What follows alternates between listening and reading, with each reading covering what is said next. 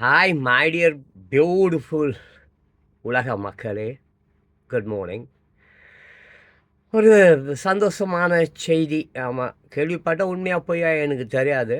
ஆமாம், யூடியூப் வந்து நிறைய சேஞ்சஸ் கொண்டு வந்திருக்கிறதா கேள்விப்பட்டேன். தட் மீன்ஸ் இந்த ஐடி ப்ரூஃப் இல்லாதவங்க, அப்புறம் வந்து உண்மை தன்மை இல்லாத சும்மா சில்லறைக்கு ஆசைப்பட்டுக்கின்னு இந்த கை கால் அமைக்க விட்டுக்கின்னு இந்த ப்ரைம் மீடியா, மெயின் மீடியா அதெல்லாம் பண்ணுவாங்க பாரு. கட்சிக்கார ஆளுக்கு ஒரு சேனலை வச்சுக்கின்னு பொய்யா பேசி ஏழை மக்களை கொத்தடிமைகளை மேலே மேலே கொத்தடிமையை ஆக்கிறதுக்கு பேசுவான் பார்த்தீங்களா, அவங்களெல்லாம் தூக்குறதாகும். அதுக்கப்புறம் அந்த மாதிரி யூடியூபர்ஸ் காசுக்காக தப்பு தப்பாக விஷயம்லாம் வந்து வீடியோலாம் போடுறாங்க, ரீல்ஸ்லாம் போடுறாங்க. அவங்களாம் தூக்கிட்டு மானிட்டைசேஷன்ஸ் எல்லாம் ஒன்றும் கிடையாது, எல்லாம் தூக்கி எல்லாம் வெளியில் ஓடுங்கடா அப்படின்ற மாதிரி ஒரு நல்ல விஷயத்த பண்ண போகிறாங்கன்னு கேள்விப்பட்டேன். ஸோ மை சல்யூட் யாருக்கு, மை ஹேட்ஸ் அப் அந்த மாதிரி யாருக்கு, யூடியூப் டீமுக்கு ஒரு நல்ல மேடை, யூடியூப் மேடை. அதை இந்த மாதிரி கேவலம் மாணவர்களுக்கு ஏதோ ஆடு கொடுக்குறான், நீ பணம் இல்லையா யூடியூப் உங்கள்கிட்ட, சுந்தர் பிச்சை பேசாமல் பிச்சை எடுக்க போவாங்க. ஆனால் இந்த மாதிரி தப்பான பசங்களுக்கு ஆதரவு காட்டுற மாதிரி ஒரு சேனலை வந்து வச்சுக்காதீங்க, தப்பு அது. அன்பானவர்களே, உலக மக்களே, ஃபைவ் ஐசஸ் அப்படி சொல்லுவாங்க, 5 கண்கள். அதே மாதிரி ஜேர்னலிசம் இருக்குது இல்லையா, அது வந்துட்டு 4வது தூண் அப்படி சொல்லுவாங்க. ஜேர்னலிஸ்டினோ அவங்க வந்து உயிரே போனாலும் அந்த உண்மை தன்மையில் இருந்து விலகி போக மாட்டாங்க. அந்த உண்மை தன்மையை உலகத்தில் நடுக்கிற அவ்வளோ பெரிய அயோக்கியத்தனமாக இருந்தாலும் அது எலி வலை நண்டு வலை அது உலலாம் பூந்து போய் உண்மை தன்மையை கண்டறிந்து உலக மக்களுக்கு எல்லோருக்கும் சென்று அடையிறதுக்காக அவங்க உயிரை கூட விடுவாங்க. 4வது தூண்கள் சொல்லுவாங்க அவங்கள. தட் மீன்ஸ் யார், ஜேர்னலிஸ்ட் இருக்காங்களா, ரிப்போர்ட்டர்ஸ். ஆனால் இன்றைக்கி அப்படி இல்லை. அதே மாதிரி 5 ஐசஸ், 5 கண்கள். அமெரிக்கா, லண்டன், ஆஸ்திரேலியா, நியூசிலாந்து, ஐஸ்லாண்டா, நெதர்லாண்டா எனக்கு தெரியல. ஆங்கிலத்தை முதன்மையாக கொண்டு இருக்கக்கூடிய நாடுகள் 195 நாடுகளில் இந்த 5 நாடுகள் ஆங்கிலம்தான் அவங்களுடைய வாழ்வாதாரம் என்கின்ற மாதிரி வாழக்கூடியவர். நீங்கள் கூட விட்டுட்டீங்களேப்பா. 195 நாடும் இந்த இணையதளம், ஆன்லைன் ஸ்கேமு, கேவலமான டைட்டில் ஒன்று, உள்ள இருக்கிற விஷயம் ஒன்று. இப்படி மக்கள் பாவம், ஏழை மக்கள் தான் அதை யூஸ் பண்ணுறாங்க. அவங்கள ஏமாற்றி வாழ்வதற்காக, அவங்க கெட்டு குட்டிச்சவராக போகிறதுக்காக தீவிரவாதம், பயங்கரவாதம் இதெல்லாம் வளருவதற்கு என்ன WhatsApp group, YouTube group, Facebook group, இன்னும் எத்தனை குரூப்பியாக இருக்கீங்க இந்த ஏழை மக்களை சாவடிப்பதற்கு. பிளாக் பண்ணாதீங்க. உலகம் வந்து ரொம்ப நாளைக்கு உயிரோடு இருக்க போகிறதில்ல, மொத்தம் அழிய போகுது. கொஞ்சமாவது திருந்துங்க, ஏழைகள் பாவம். அன்பானவர்களே, உலக மக்களே, பசி இல்லை வைங்களா, சாப்பாடு தேவையில்லை, அப்போது அங்கே அஜீரணமும் இல்லை, சரியா? அதே மாதிரி சம்சாரம் இல்லை வச்சுக்கிங்களேன், விவகாரமே இல்லை. சம்சாரம் இருந்தால் சன்னியாசி வாழ்க்கை தான். சன்னியாசி எவ்வளோ ஆடம்பரத்துக்கு வேணா கூட வேலி போட்டுக்கலாம். சம்சாரம் அவனுடைய ஆடம்பரத்துக்கு குறுக்க நிற்கிறா இல்லையா? ஸோ அதே மாதிரி பட் அனாதைக்கு அது தேவை கிடையாது. அனாதை இருக்கிறானே, அவனுக்கு அது தேவை கிடையாது. ஆடம்பரமாகுது, மயிராகுது, எதுவுமே அவனுக்கு தேவை கிடையாது.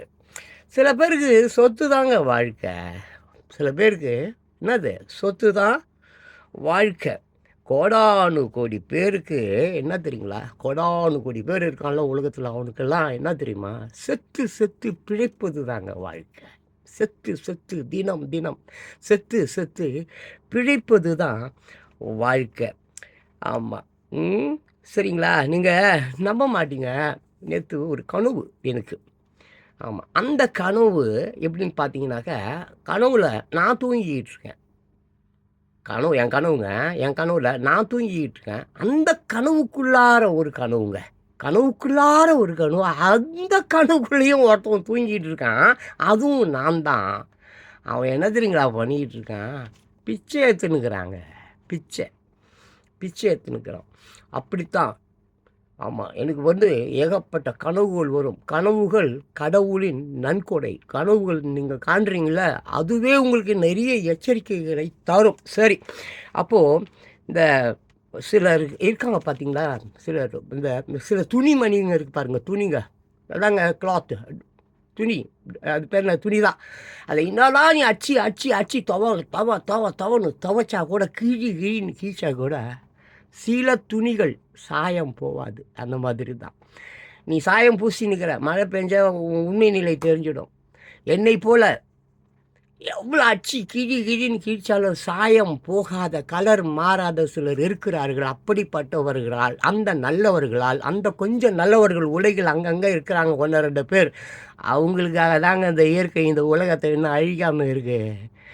அந்த நல்லவர்கள் இயற்கையாக செத்து போயிட்டா உலகம் நாளைக்கே அழிஞ்சிடும். பார்த்துக்க, ஜாக்கிரதை. பொய் பேசாத, ஏமாத்தாத, திருடாத. 2வது, இந்த குவார்டர் பிரியாணிக்கோசரம் உன்னுடைய ஓட்டு உரிமையை விற்காத. அதுதான் நான் சொல்ல முடியும். உலக மக்களே, இந்த உலகத்தில் மிகப்பெரிய துரோகி யார் தெரியுமா? அதாவதுங்க, இப்போ பிறர் பணத்தை திருடுறானே, அப்படி ஒன்றும் அவன் பெரிய திருடலாம் இல்லைங்க. ஆனால் பிறருடைய சுகத்தை திருடுறான் பாருங்க. என் சுகம், உன் சுகம், உலகத்தில் இருக்கிறவர் எல்லாருடைய சுகத்தையும் திருடுகிறானே, அவன் யாருங்க அவன்? ஏங்க, ஒரு குடும்ப தலைவன் தன்னுடைய குடும்பம் நல்லா இருக்கணும்னா, அந்த குடும்பம் உடையாமல் இருக்கணும்னா, அவன் ஒழுங்கானவனாக இருக்கணுங்க. ஒரு நாட்டு தலைவனும் அப்படி தான். நாட்டு மக்களுக்காக, நாட்டு நலனுக்காக, எல்லா ஜீவராசிகளுக்காகவும் வாழக்கூடியவனும் நாட்டு தலைவன் சொல்லலாம். ஒரு நாட்டின் தலைவன் அப்படி சொல்லலாம். உலக தலைவன் என்றால் யார்? இயேசுநாதர், புத்தர், சாக்ரடீஸ், நம்பிகள், இந்த மாதிரி எவ்வளோ பேர் இருக்கிறாங்க. எத்தனையோ காலங்காலமாக அப்படிப்பட்டவர்கள் தோன்றி இருக்கிறாங்க. இன்றைக்கும் நம்ம அவர்களை நம்ம போற்றி புகழுறோம். அது வேறு விஷயம். இவர்களையெல்லாம் காட்டிலும் சிறந்தவர்கள் தானாங்க மாதா, பிதா, குரு, தெய்வம். இந்த 4 பேரும் திருட்டு பயலால இருக்கான். அந்த 4 பேரும் மக்கள்லேருந்து வரான். மக்கள் இந்த உலகத்தின் மிகப்பெரிய பயங்கரவாதிகள், தீவிரவாதிகள், தேச துரோகிகள். ஏன்னா கோட்டருக்கும் பிரியாணிக்கும் தன்னுடைய உயிரிலும் மேலான ஓட்டை நாதாரிகளுக்கு, திருட்டு ராஸ்களுக்கு, கட்சிக்காரன்களுக்கு விட்டு நாட்டை தீவிரவாதி ஆக்கிட்டான். எங்கே பார்த்தாலும் பஞ்சம், எங்கே பார்த்தாலும் திருட்டு, எங்கே பார்த்தாலும் பேரிடர், எங்கே பார்த்தாலும் அழிவு. இதற்கெல்லாம் யார் மூல காரணம்? மக்கள். கண்டிப்பாக இது நீடிக்கணும்.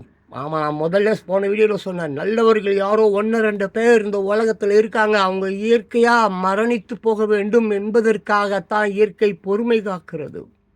அந்த 1, 2 நல்லவர்களும் இயற்கையாக செத்து போயிட்டா அடுத்த செகண்ட் இயற்கை எல்லாரையும் அழிச்சிடும். நான் சொல்கிறேன், இந்த சோஷியல் மீடியா, அந்த மீடியா, ஃபேஸ்புக் குரூப்பு எல்லாம் அந்த திருட்டு வேலைக்காக அல்பத்தனமான பிச்சை காசுக்கு கையமைக்கி விட்டு, காலமைக்கி விட்டு, ஐஸ்கிரீம் சாப்பிட்டு வாழாத திருந்து.